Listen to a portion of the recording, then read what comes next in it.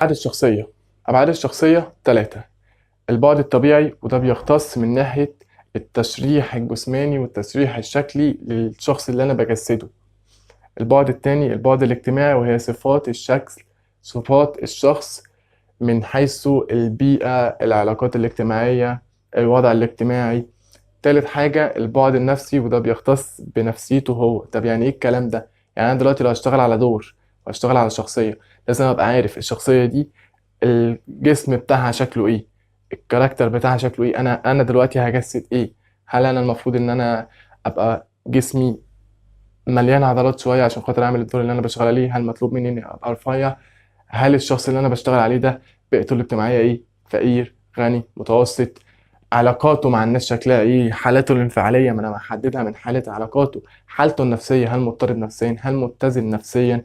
فانا لازم ارجع لكل ده للمخرج، او بتبقى موجودة ما بين السطور في النص. فعشان كده لازم اقرا النص واقرا ما بين الكلام عشان اوصل لشخصيتي ايه هي.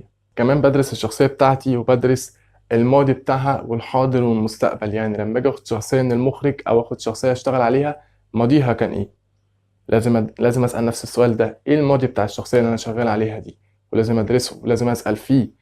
بعدين بسال ايه الحاضر اللي انا فيه، اللي انا وقت اللي انا شغال عليه في النص اللي مكتوب. ممكن مثلا المخرج يديني دور لواحد بيحب واحده، فلازم اساله طب هل الكاركتر ده ليه ماضي، ليه حاجه مزعلاه، حاجه مخلياه ساكت، حاجه مخلياه النيرف بتاعه عالي؟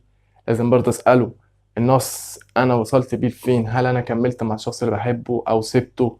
المستقبل بتاعه برضه لازم اسال فيه، ولازم اعرف المستقبل بتاعه بيكون ايه.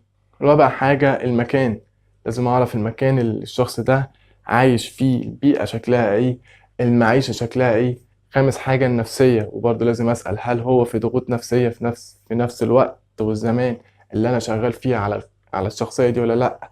البيئة المحيطة بيه، هل هي سلبية ليه أم إيجابية ليه؟ الهيئة بتاعته اللي هي شكله، طوله، عرضه، لونه، مدى الجمال بتاعه، صفاته، إذا كان عالم، إذا كان جاهل، إذا كان ذكي، إذا كان غبي.